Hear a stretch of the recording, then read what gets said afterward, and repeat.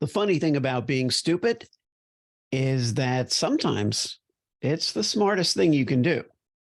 This is my conversation with Michael Levy. What if the truth came in a gel cap and we could just pop it in our mouths and forget about it? Well, it doesn't, and we can't.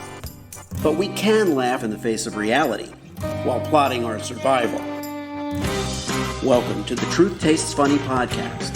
I am your host, Hirsch Redpun, and if my guests can handle the truth, so can you. Open wide, folks. Here it comes. My guest today is Michael Levy. He's become a world leader on the philosophy of truth and wisdom, but not a lot of people know that. His 17 inspirational books have never been advertised or marketed. And that's probably a great way to maintain their authenticity. And I'm really, really excited to talk to Michael today. And one of his friends at one point had mentioned to him, after seeing him after years and years, saying, "Mike, you are completely untainted by education." And I think that's a beautiful way of putting it. Michael, welcome to the show. Thank you, Hirsch. So as you know, Truth Tastes Funny is the name of this show. And that's a great place for us to start because life is so ridiculous, so absurd in many ways. If you had to offer your take on what the most absurd thing about life on Earth is, what might that be? Well, simple answer to that one. The human conditioning of its own cleverness, its knowledge, and the way it tries to adapt itself into a realm that seems to be going further and further away from the truth and wisdom that we're all born with, and replacing it with the knowledge, the intellect, the learning that each person gets as they grow up. And in each person's case, it's all different. We all grew up in different households, different religions, different scientific ways of looking at the world.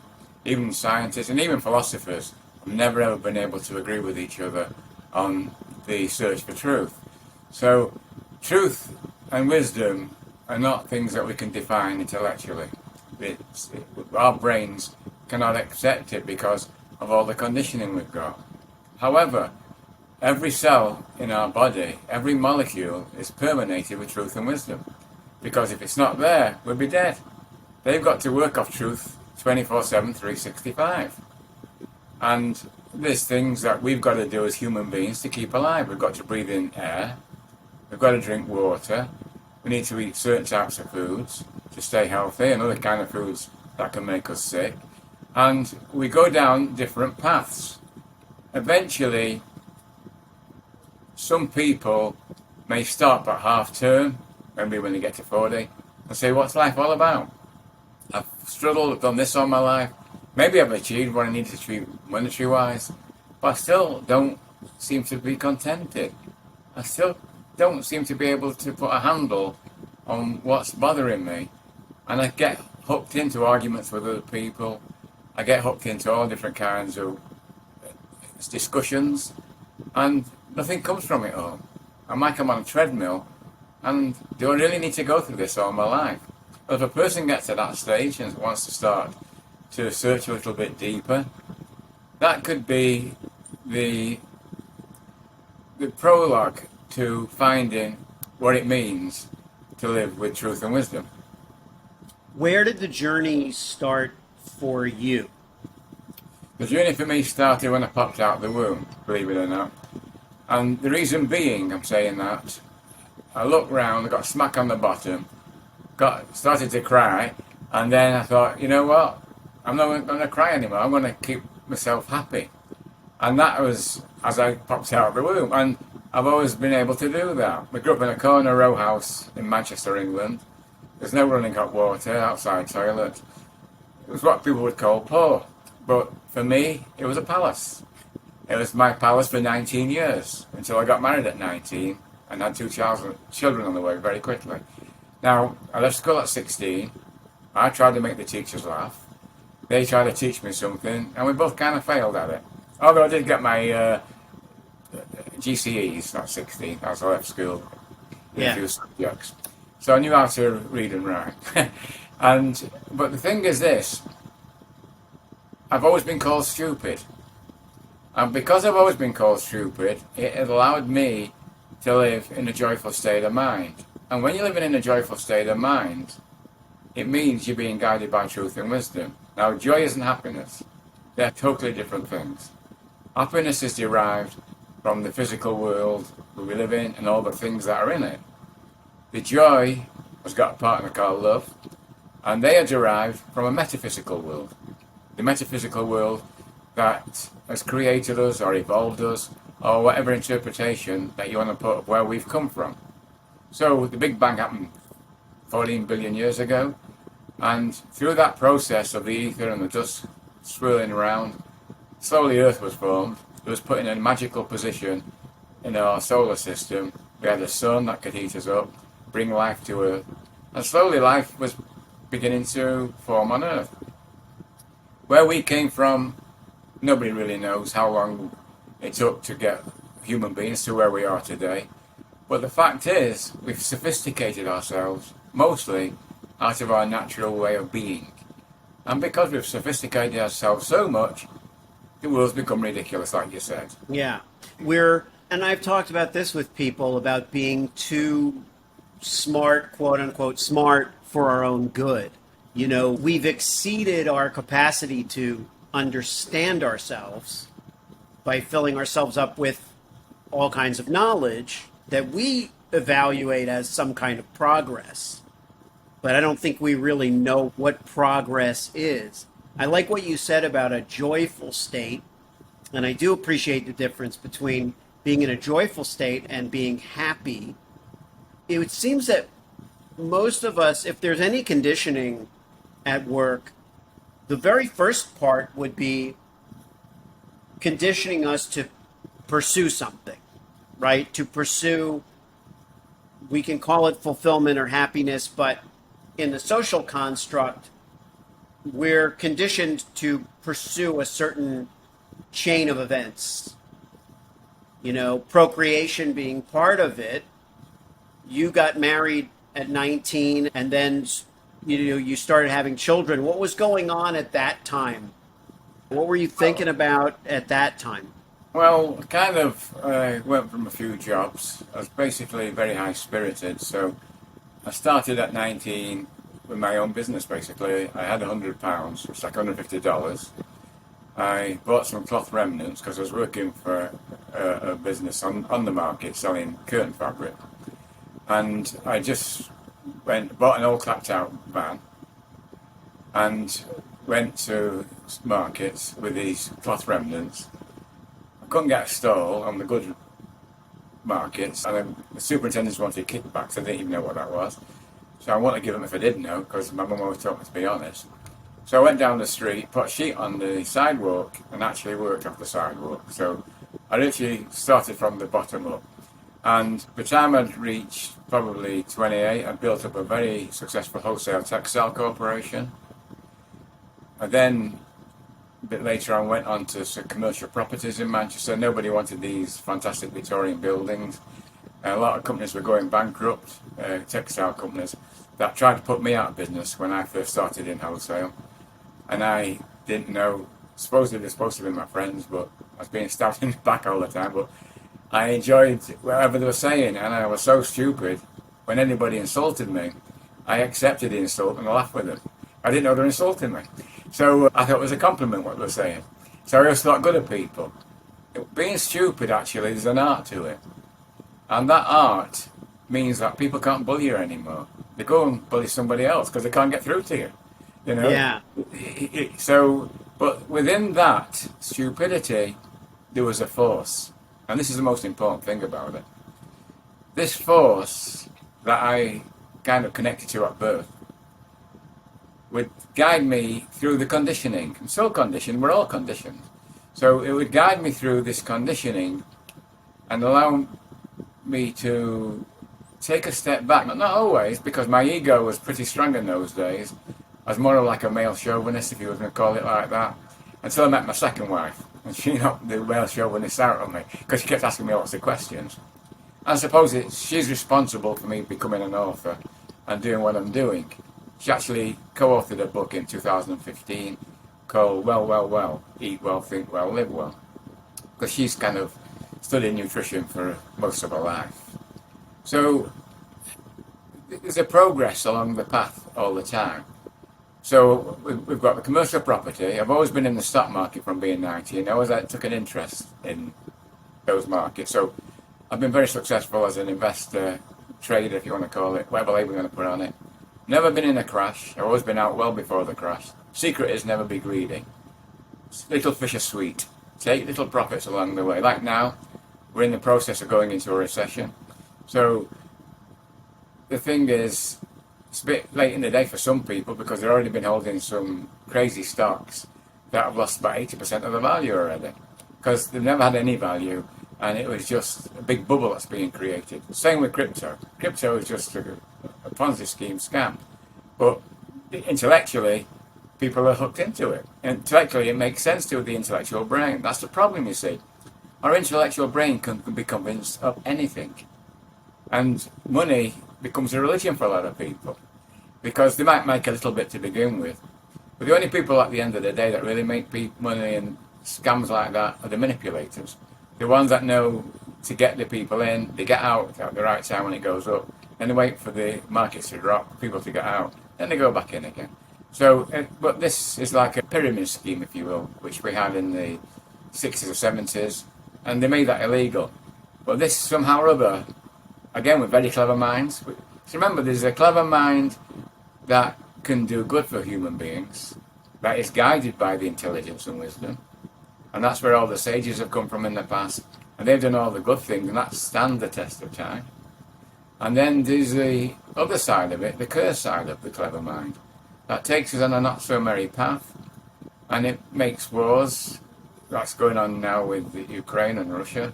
Russia's idea of what it wants to do. No sense to it whatsoever. What can he possibly gain by it? But people are being killed by it, and it's gone on since human beings started walking and trying to find the other tribe across their way that might have a little bit of something that they haven't got. And this is all permeated by negative emotions. And every one of those negative emotions are attached to our ego, to our personality, to the knowledge, and that's why we come under stress. Because none of those negative emotions are real. The only two real things that we've got aren't emotions. It's love and joy, and those are feelings. We can feel and sense it, even though we might not be. I've done my best to try and describe it into words with poetry and ways of connecting to it. And poetry is a good vehicle to overcome what we can't do with just speaking, just saying something. Because your mind's got to work out on a poem, and it's like watching a movie. You've got to finally find out what's going on. Now, in today's movies, there's very few good movies around. But if you look at the old movies, they had quality to them. And why was it quality? Because they had entertainment. Why do you watch television? Why do you go to the movies? You want to be entertained. But again, the brain has gone down a different route now. People are looking for horror films, for horror games that they're playing, killing people. Well, that all has an effect. And cause and effect is the main curse that human beings are suffering today. Well, what's happened with entertainment or movies is that, to your point, we're not really seeking to be entertained. We're seeking to be stimulated or distracted. So the quality, the nuance, all of that is gone for the most part. That's probably why the bigger blockbuster, Marvel films and things like that are so prevalent, because they're executed with very high production value, and there are very skilled artisans behind it, but it's very, very, very broad and very stimulating, or designed to be stimulating. There is no nuance in that.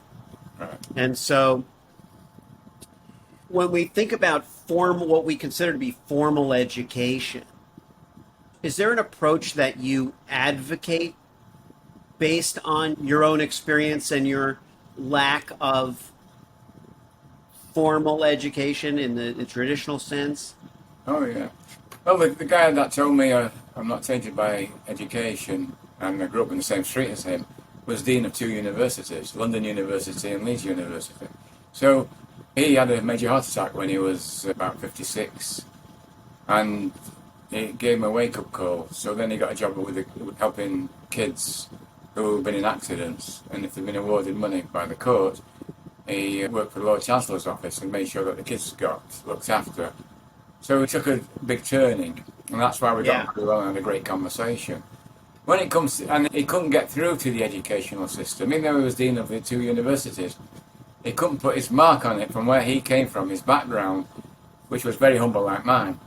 He wanted to bring in different curriculums and ways of teaching, and he couldn't. The system pulled him into the gutter and gave him so much stress, which caused his major heart attack. So, teachers today are under more stress than ever.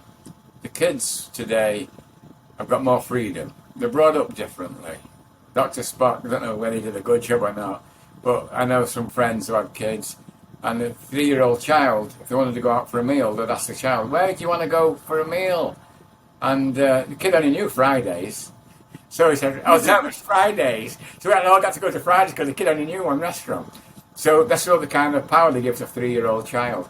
And it grows up with that, and it grew up into not such a great kind of upbringing for them. But the thing is today, kids are brought up with the video games, and there's guns being brought into school, there's shootings, teachers are being threatened all the time. So it's a very difficult situation. Now, there are good kids too. Not all kids are like that, obviously.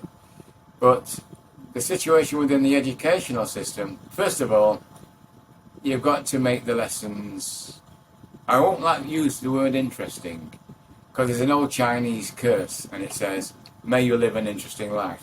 So I won't use the word interesting for that.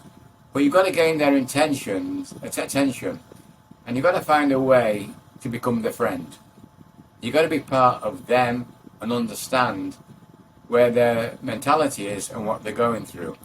And that's what I try and do when I speak to each person that I meet along the day. I meet people, Republicans, Democrats, religious, non-religious, and I go down, I won't say it, I go to their level and I speak on their level, and I try and put some caveats into it, some nuggets of gold that they can latch onto and maybe go away and think, well, you know what, I never thought about that before.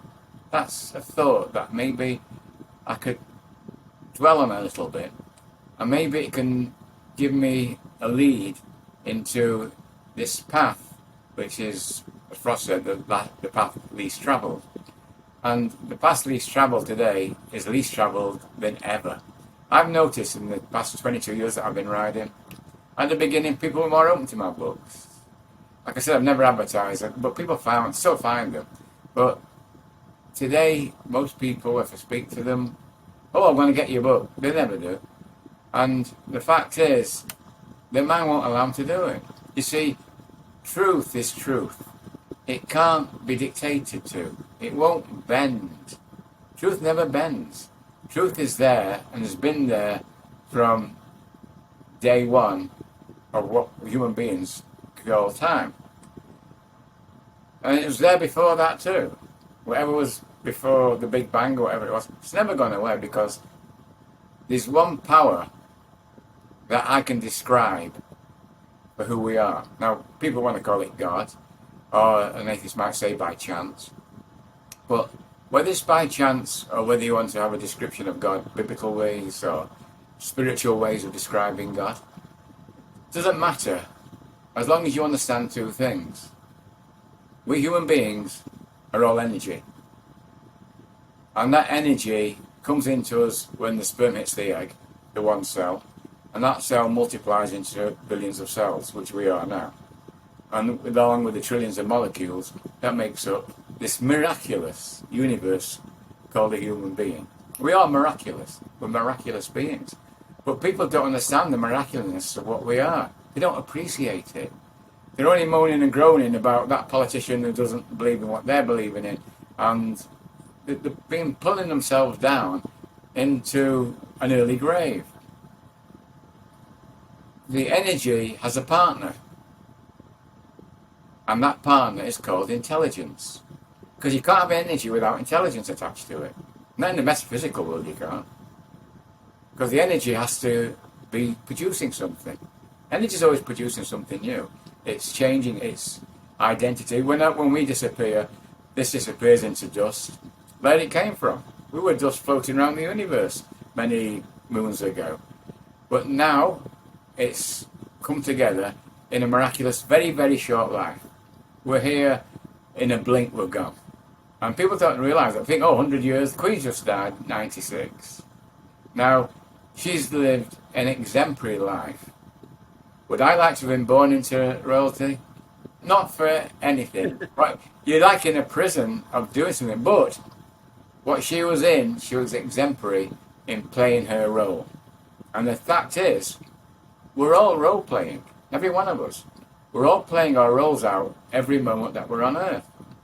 Well, the reason why my philosophy is different is you can adapt your role plays, but understand you're the witness of the role play. You're not the participant. You're the observer of yourself, so it's impossible to come under stress. Now, if you call it reality, and your reality is purely just the physical life short what we have, well, the word real means lasting. And we don't last. We've got a short shelf life. So what is real? Real is this intelligent energy that will come in and it goes out. And that is who we are. And it has to contain this love and joy. Otherwise it couldn't create anything. And that is the true meaning behind love and joy. The blissfulness. Love is a metaphysical.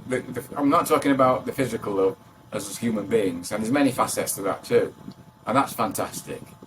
But without the actual metaphysical understanding of true love and true joy, and that is what my books are all about, explaining those two things. It took me 6 years of sitting out on the balcony, I live out on the ocean, looking out to the stars at night, asking question after question after question. Even when I was playing golf, my mind was buzzing around for 6 years. And at the end of the 6 years, I'd correlate a lot of the thoughts. I didn't know what to do with them, because I never thought about writing in a million years. It's so far from what I was doing back in Manchester. And all of a sudden, I thought, well, maybe I should write this stuff down. Well, one angel here said, yes, do it. And the other one says, you can't even spell, forget it. Who's going to read your books? And the other one says, who cares who reads your books? You're not doing it to impress anybody. You've got nothing to prove. You're not going to. Truth and wisdom doesn't need proving. It speaks for itself. And your results will speak for itself if you're using it. So yes, have an intellectual brain. We've all got that. Have knowledge, but not too much. Otherwise, it will capture you and you'll go down the wrong taproot. But keep knowledge all the time. Learn something new every day. But allow yourself to be guided by this truth and wisdom. And if that can be taught in schools to the kids that come in from an early age, and they continue talking about that before they teach the lessons, then a few kids will cotton on to it immediately. Because we've all got that within us. And once it's hit, you realise lights go off in your brain. And your neurons of your brain start lighting up. This sounds good. This sounds enchanting. I can live on earth, I can live on the enchantment and be in love and joy 24/7, 365. I can never come under stress, and if the stress does come into me, I know I'm in a bubble wrap and it can't really affect me because I'm so stupid, I can't accept it. And because I know I'm so stupid, I know I need guidance. Now, if you take for instance of what happened in 2008, the last meltdown in the markets, came about because of the collateralized notes. And everybody was accepting them. All the banks were accepting them. They didn't understand them, but they accepted them. And they were so leveraged and over-margined that it caused the collapse. Now, if those people had purity of mind and they'd realise that that is not the way humanity needs to go down, then we could have avoided it. But they couldn't do that because they were clever. They had brilliant minds. Now, if they knew they were stupid, then they wouldn't have done it. Because at the end of the day, those clever minds caused one of the most stupid results we've ever had. And that's why we've had 12 years of zero interest rates. And now the Fed are trying to get out the hole that they've dug by quantitative easing and putting us in behind the 8 ball. So that's why this recession can't be avoided. And we've got inflation at 8.5% at the moment. Might go down a few tabs, but they want to get down to 2%. Well, I think the markets are underestimating how much interest rates are going to be going up, because they've got to stop this bubble, and the stock market is still in a bubble. It's still overvalued greatly, a lot of stocks. And the cyber currencies, well, if it continues on with it, then they've got to find a new way of projecting it that will digitalize what you would call a real currency. And the only country that's done it was San Salvador, which isn't really a country. Whoever paid the government there to do it. Yeah. So that's, you can forget that one. So it's got no intrinsic value. And because it's got no intrinsic value, you can only buy it on faith, on belief. And belief believes it wants this intellectual brain to be conditioned. One of the things that you hit on was the truth and wisdom not needing any validation, right? We don't need validation for it because it is empirical, right? So in the post-truth environment that we're in now, where there's so much disinformation, so much propagation of propaganda, how best to identify what is quote-unquote real in the sense of being truth and wisdom? Because I love the idea of aligning with it and taking the pressure off ourselves in a lot of ways of confusing ourselves, deluding ourselves. But how do we find that core truth? Yeah, well, it's not easy for most people, that's for sure. And this little box of tricks we've got up here is a brilliant box of tricks. And many times we think we've got the answer. It's like golf. You think you've got the answer, you go out and play golf. Next time you go out, you play a load of rubbish. So the brain is continually working on maintaining this ego. Ego means he's got out. It's one of my catchphrases that a lot of people have used. And however you would deem your God to be, of course, or not to be. But the ego is in all human beings. It's an intricate part of our being, actually. You need an ego to have an identity. You need a name, a label. You need an education to be able to speak about this and to understand what's being said. And all those facets that we've got are fine. The problem comes when they become dominant and they replace what is true and what is wisdom. A good analogy, basically, you can go back to the Bible. However you want to look at it. Some people say it's fairy stories, some people believe every word in it. But the basic is Adam and Eve. And they're living in paradise. They've got no clothes on. They're pure. So it's a couple that's in paradise, basically. And then the serpent, which is ego, comes in to blame the woman because it's written by a man. So they go and eat from the tree of knowledge. It's the knowledge, so you're not supposed to do that. God says, don't do that, you'll lose me. So you bite into that knowledge, and you immediately evict yourself from paradise. You look at each other and say, oh, it's dirty. Put on some fig leaf. You're not clean. And you start making up all this thing about not being dirty, this is wrong, that's wrong. And you start bringing in these rules and regulations. Needed some rules and regulations and laws for a civilized society to live. But majority of them are leading us up the garden path.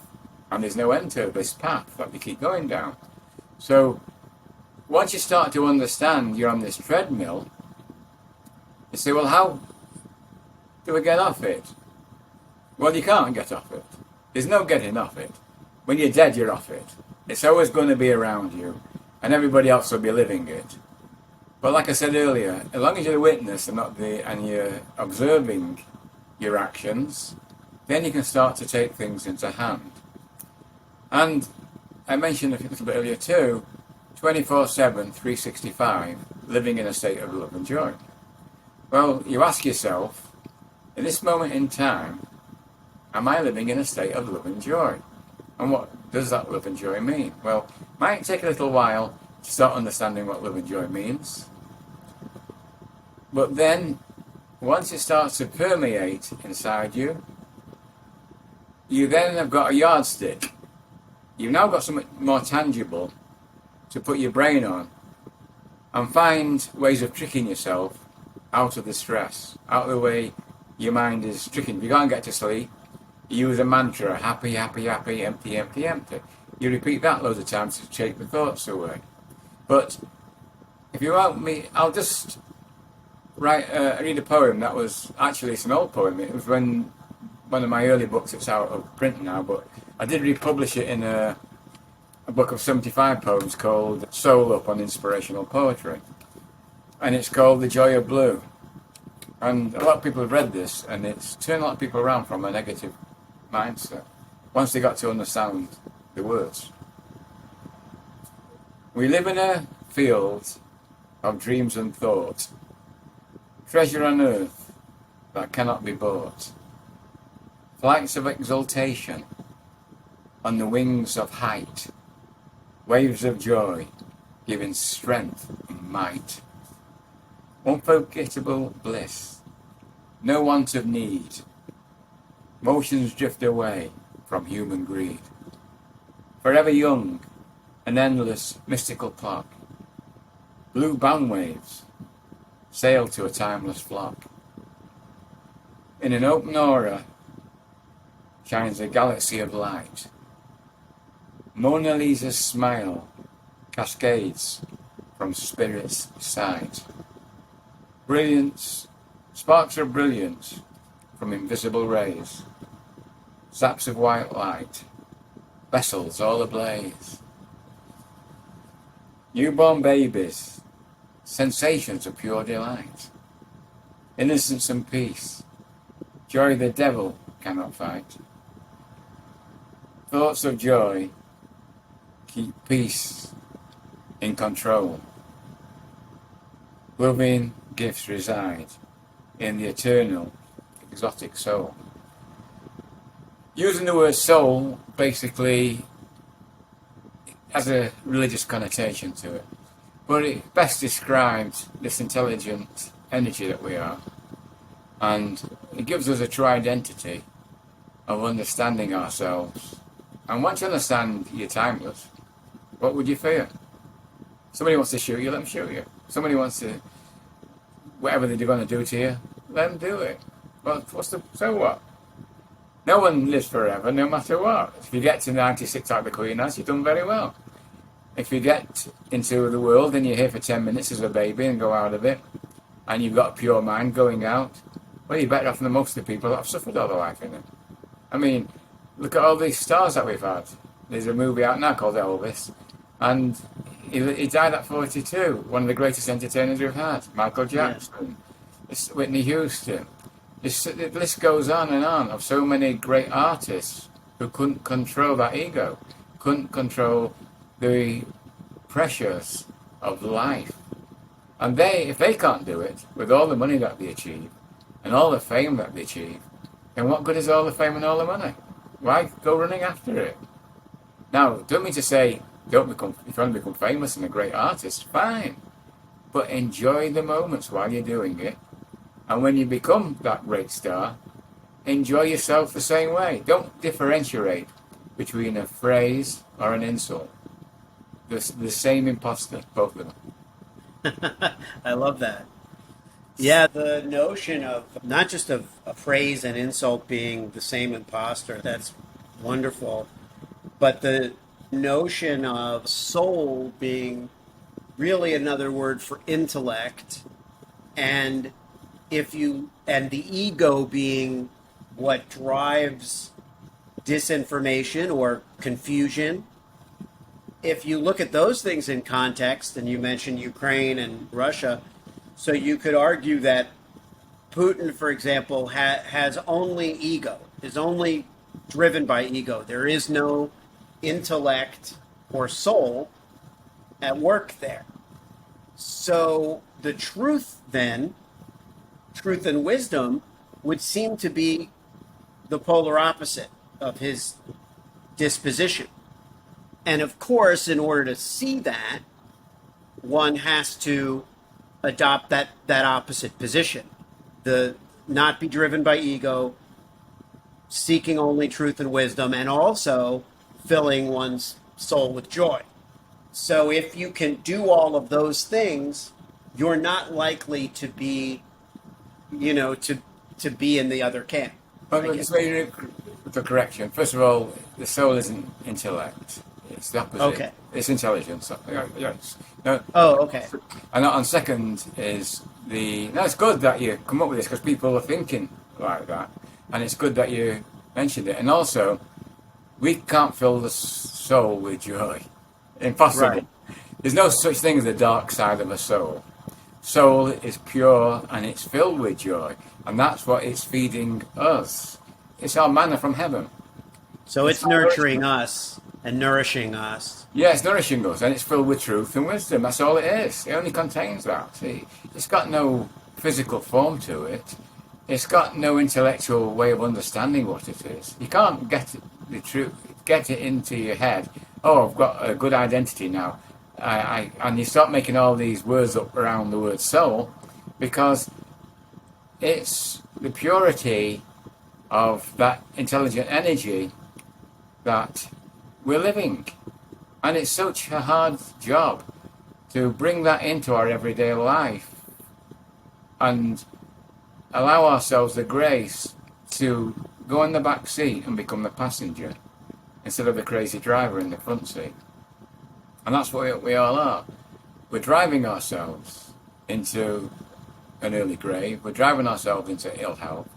We're driving ourselves into need of medications when we don't need to. A human being can live healthy throughout their life without any need of medications, unless of course you're born with certain defects. I'm talking about the average person who's born with... There are traits in every human being that could be inherited from different generations along the way, and those traits could come in and make a difference. Our DNA could make a difference to us for sure. I interviewed a guy, a professor actually, quite some time ago, and he couldn't eat broccoli, and he was convinced he couldn't eat broccoli. So his mind's already, he said, and my father couldn't do it either. So he's programmed himself into believing that it's in his DNA. Well, it might be in his DNA that the taste of broccoli might not appeal right away. But if you got the broccoli and put some Indian herbs on it, some curry and something, you put it in other types of food, then you would get the nourishment from it without thinking of eating broccoli. So you change the recipe. And that's what we could do with our thoughts. We've got to try and change the recipe and think to yourself, step back and say, well, I'm living this way now. And don't know how long I've got in front of me. And what I'm saying about health and everything like that, there's no guarantees of what I'm saying is going to... These are just ways of expression that I've experienced. And because I've gone down certain routes, I'm able to live that way. But there's no guarantee that it's true. I'm just saying it because it's worked for me. So understand, no one's going to tell you the truth and say, this is the way you've got to live, or that's what it's going to be. You've got to find that out for yourself. But the good thing about what I'm talking about is, there's no downside to it. There's no downside risk.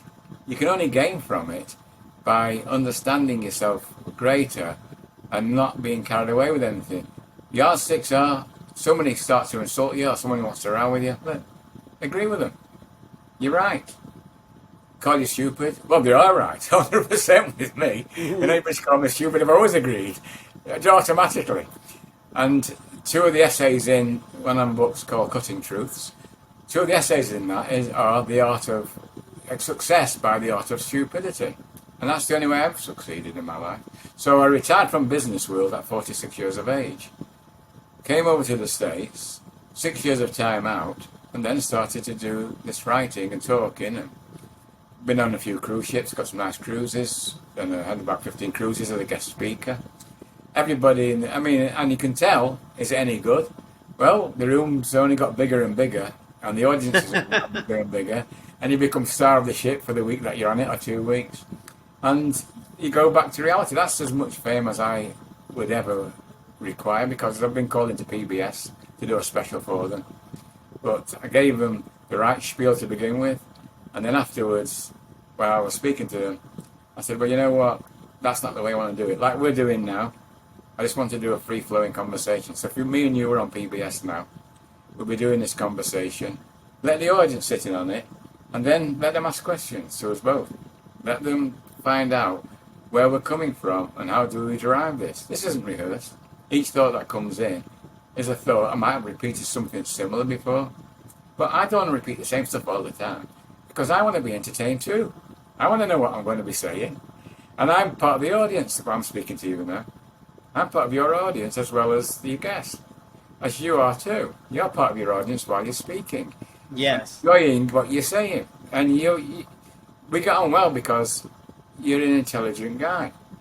And just the actual title, which attracted me, was your title of your show. And Truth Tastes Funny is a very intelligent phrase. Very intelligent phrase. Because for so many people, truth tastes funny to them. But not funny ha-ha, funny strange, because they don't know what it is. Yes, and it does. And there's no judgment in the title. It tastes strange. It can make us laugh. It can be absurd. But one thing that seems to be constant about it is that we're surprised by it. We're put off by it. We're, occasionally embracing of it. But it's always, the flavor is always changing on us. In your bio, when it said that you speak on cruise ships, radio, and television, I thought, well, that's a model that I want to emulate, because I can think of nothing more fun than just performing on cruise ships. I used to think of it in terms of comedy, because I do stand-up comedy, but since I've been doing this podcast, I've changed my vision of that, which is that whatever the performance will be, or the presentation, it wouldn't be traditional entertainment. It wouldn't just be stand-up comedy. It would have to have some kind of unique substance. And like you say, it has to be fun and interesting for me, and not be the same every time I go up and do it. Whereas comedians will mostly go around the country and hone the material so that at the end of a year of touring, they can record a special that is essentially every word for word what they've been practicing over the year and developing. They've been writing it and developing it. But in my case, I'd rather create a unique experience every time out, just for my own engagement. Yeah, the unfortunate thing about it today is when I started it, cruise ships were kind of growing. It was a growing industry 22 years ago. They were coming on with these World Club memberships and all this kind of stuff. And the audience were more receptive. As time's gone on, now you've got to be a historian, you've got to be a professor, you've got to be a politician, or you've got to be a celebrity. Same with authors who are writing the books. You'll never find a publisher unless they've got some kind of handle to their profession and what they are. They've got to have a flowing audience, because the publisher needs somebody who's already known.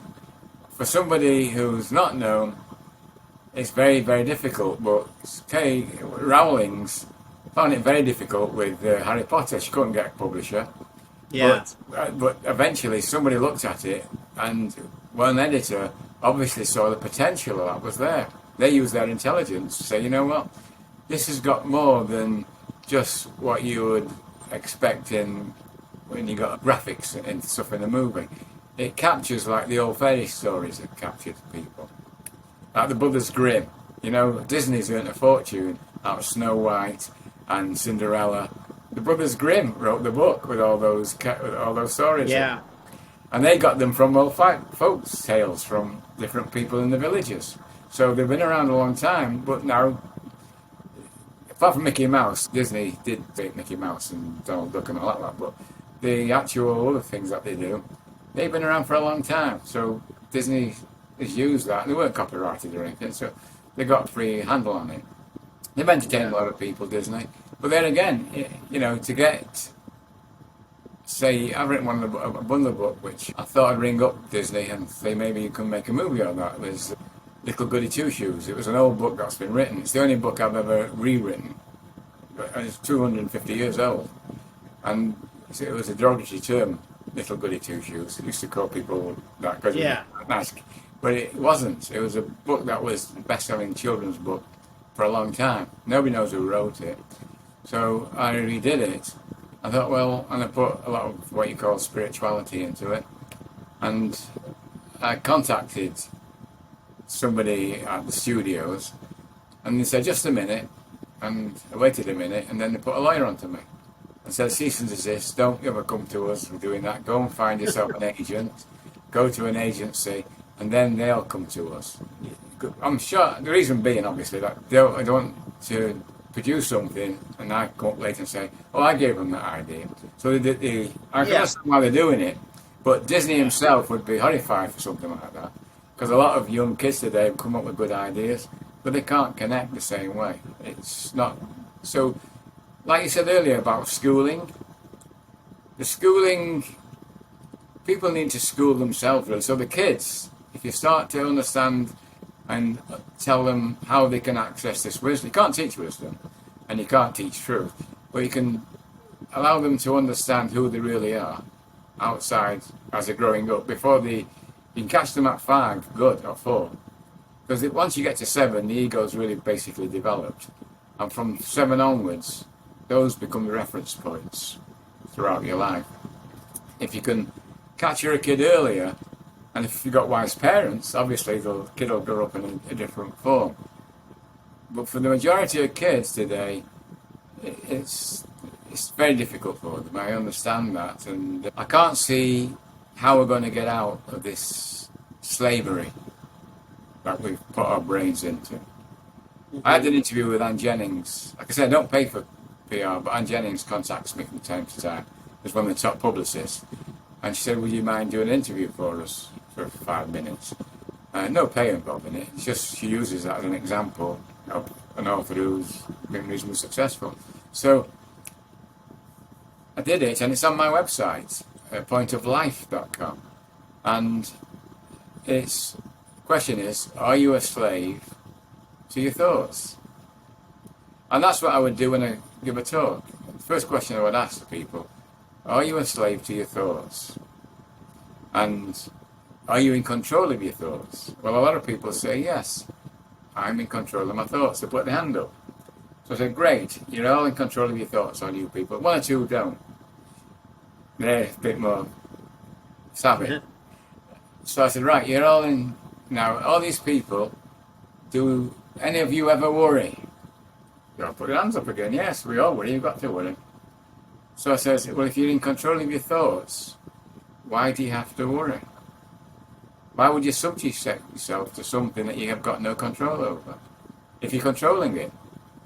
So what is controlling it? What is controlling your thoughts? To give you the worry. The events aren't giving you the worry.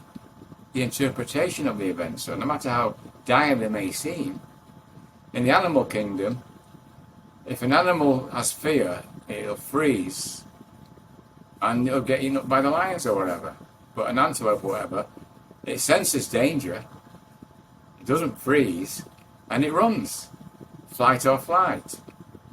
You can't fight a lion, but it can run faster. So it's aware. So we've got to run away from the fear and the worry that could inflict on us. And the way we do that is by going into our bubble of love and joy, who we truly are. And when you sense a few deep breaths and get back into that, you're back into your comfort zone. That's your yardstick. You're back home. You've gone on a journey, you went out of your comfort zone, and now you've come back into your comfort zone, and you're sensing and feeling it. While the events are still going on, the events haven't gone away. They might have gone 10 times worse. But because they've gone worse, you've had to get back into that bubble, otherwise you'd have had a cancer and a heart attack, and it'd have killed you. People in remission understand this. I've talked to lots of cancer patients, so I've talked to some places where there's been cancer patients in it, and the ones that were in remission said, some of them said I was glad I got the cancer because it stopped me from going down the same route. It pulled me back, and now I can enjoy my life for however long it's going to last me. So it sounds crazy stuff what I'm talking about, going away from this physical, real world that we can smell, touch, feel, and sense through our five senses. But it's the sixth sense, our sixth sense of intuition and awareness, that can guide those other five senses to enjoy better foods, better television, better shows, better entertainment, better living with other people, better ways of communication, better ways of living in the moment of each moment that comes along. And we've got this show, the moments are passing by while we're speaking. It's becoming history as we're talking. So we'll never get that back. This show will never come back into our lives again. We can repeat it and people can look at it from time to time, but it'll never ever come back into our lives. Those moments. So if we're in blissful, we're in now, and we're in the blissfulness of being while we're talking, then we are now a human being while we're being our true self. So the being has no form. Being is no thing. And everything comes from no thing. We're here now, and we're nowhere. Nowhere, here now. Same word. Write it down. Yeah. It's the same word. So we're now here in our physical state. And wherever we're going to be going afterwards, it doesn't matter, because we're there now already. We're already there. You can sense and feel it and feel the comfort of it. Now, if this is all baloney, well, it's great baloney. It works for your life. Right. It works for your living. And it's best to go down a route that you can sense and feel. Maybe it's true, maybe it's not true. But I do know every cell in the body works from that truth. And they don't argue with it. I do know a tree doesn't argue with the truth. When the wind blows, it bends with the wind or it cracks in half. Do you know a blade of grass lives its life as a blade of grass? So all the animal kingdom hasn't got an intellect to interfere with it. They do what they need to do. Apes may be a little bit different, they're a bit more. But there's only one difference in the molecule structure of an ape than there is of a human being. Believe it or not, there's only 10% difference in the molecules of a tree than a human being. The actual molecules that make it up. There's a life force in everything. Life force is in the rocks. Life force is in the oceans. Where do you think our water comes from that we drink? It comes from the oceans, goes in the clouds. We drink water. So we're part of everything. And that water's always been around on the earth, planet. The air we're breathing. Jesus brought this. Moses, Muhammad, they all breathe in the same air. It circulates around. Just as the oceans circulate around. Energy keeps reforming itself. So we're all part of everything. But we come from nothing. And everything that's really creative has to come from a base of nothing. If it was already there, someone else has already created it. So if we're going to create something new, it's got to come from that base of nothing. And that base of nothingness contains massive, massive, uncalculable amounts of treasures. And those treasures can filter into our brain and make us very, very creative throughout our lifetime. And while you're creating that joyful state of being. Now, if you go down the intellectual route, and the intellect takes over and captures it, then it'll go down a different route. And that's why you've got so many bad movies. So many actors today, they've got the art of muttering. The scripts are so bad, they've got to mutter so you don't understand what they're saying. And then on television now, on programs, they've got to play music in the background while people are speaking. And often the music is drowning out what the people are saying. Like on Shark Tank, they come on to explain what they're doing, and the music's so loud you can't hear what they're saying. So there's programs that I might have watched at one time, you can no longer watch them. Intellectual brains have come into the being. Intellectual brains are making the movies today, and they're draining out that beauty that made Hollywood great. Yeah. I watched a movie 2 nights ago, There's No Business Like Show Business, with Marilyn Monroe, Johnny Ray, Ethel Merman, Donald Connor, and a host of other great actors. It was never done, and Irving Berlin, all Irving Berlin's music. It's absolutely sensational. Yeah. There's a number on it, Alexander's Ragtime Band. If you look at it on YouTube, I put it on Twitter actually. Just put it on Twitter. Alexander's Ragtime Band. They do different variations of it, and they put 3 different or 4 different themes of doing Alexander's Ragtime Band. And the family who the movie's about, Donahue family, each one does a different section of that movie, that song. So when you get a movie like that, you come away and think, you know what, I've just been entertained. Since they're all dead, but the dead's come alive. And why do they come alive? Because it's such fantastic music, such fantastic stars, they knew how to perform it. And more or less, we've got good entertainers, like, the songs that Beyonce sings and things like that. I'm not decrying that type of entertainment. But movie making and program making and what it used to be is nothing like what it is now. In fact, John Logie Baird will be turning in his grave if you can see what they do with television. I think that if we were to distill all that down to one central thought, it might be that we have come to a point where we confuse nothing with something. We are constantly reaching for something, ignoring that something is already there, and we're just filling that, what we perceive as a void, if it's silence, if it's joy, if it's, a sense of lack of movement or lack of noise, and we're filling it with what we perceive to be entertainment or activity or knowledge or information or news or opinion. And those things are all nothing, and we're squeezing out the something that's right in front of us. And I think maybe that question that I asked about how to find the truth, you've answered in the form of truth doesn't need truth, what you said. It doesn't need any proving. Yeah, right. Truth doesn't need any proving. It exists, and it's only a question of whether we see it. It's not going to do anything one way or another. It's not going to bend. So if we're really seeking truth, we have to get out of our own way. Well, Michael, we could talk for a very, very long time, I think, and I think it would be quite wonderful. I am curious if you're working on something new, if you're working on a new book or a new project, because I do think that while you don't need to promote yourself, I think it behooves us to, that's why I'm excited to share you with my audience. But what are you up to Well, now? the thing is, 17 books is enough. Some of them go quite deep, and you can only take people on a journey so far. I'm not a teacher, I'm not a preacher. I'll give you another poem. It's an easy way to describe it, because it's not something that I'm really... I don't want to prove anything to anybody. I made a vow before I wrote one word that I would never convince anybody of anything. Like with the business, when the business was no longer in that state of keeping me in a way of being that I needed to be, then I walked away from it. And it could have been the biggest textile company in Europe had I kept on with it, but it might have put me in an early grave if I'd have continued it, because I was in this zone, but I wasn't ever recognising it. I didn't know what it was, and I wouldn't know.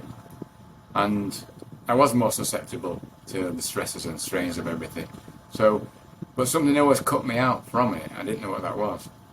So when I came here, to America, then it started taking on its own volition, and my mind basically allowed itself to be taken down this route of understanding. So I would recommend Cutting Truths to people. I'd recommend The Joys of Live Alchemy. My website is pointoflife.com. And the third book is Well, Eat Well, Think Well, Live Well. Cutting Truth itself is 50 essays, and it'd take a person 50 days to read it. It's one essay a day. and you daren't go over that. If you do, you won't make sense of it. Now, they're not like regular type of essays that you're going to get in regular kind of books. It goes like grasshopping to different subjects, so some mythology in it. It's a different way and a different approach to start getting this intellectual brain mixed up a little bit. So it starts to buttle down to what it needs to do, the reason why he wanted to read the book in the first place. It will put people off. So I always say, if you're intellectually inclined and you're not willing to take yourself on a really deep journey, do not read my books. Don't go down that route, because you're not going to get any satisfaction with it. You won't get past the first essay. So here's another little ditty, and this is a very simple one. It's called The Happy Hobby Horse. So it's good to leave us with something that we can understand in a different way, because a lot of people are gambling today online, and there's lots of stuff going on with football stuff, and with crypto. Let's raise our glasses and make a toast to a simple pastime we embrace the most. Joy is our hobby, but a powerful force, entering the human race as a happy hobby horse. Contentment of living should never be a wager. Keep a steady pace, don't become a galloping major. Jockeying for position could make us interfere in the celebration of life, which we all hold so dear. Steering our course on the right track, reining in the anxiety that sometimes does attack. A smile on our face will be in the frame. A photo finish winner, more happiness will be our gain. Every moment a pleasure, no whip to crack. With love on our saddle, there's no looking back. Cantering up the straights, gifts of wonderment unfold, jumping over hurdles, led by a soul of gold. So again, we find how we're being led and where we're going to go to, and we're in the human race. So happy hobby horse. That's wonderful. Well, thank you, Michael, for sharing that and for all of your time here. Thanks so much for tuning into Truth Tastes Funny. If you enjoyed the experience, please leave a 5-star review and share this podcast with your friends.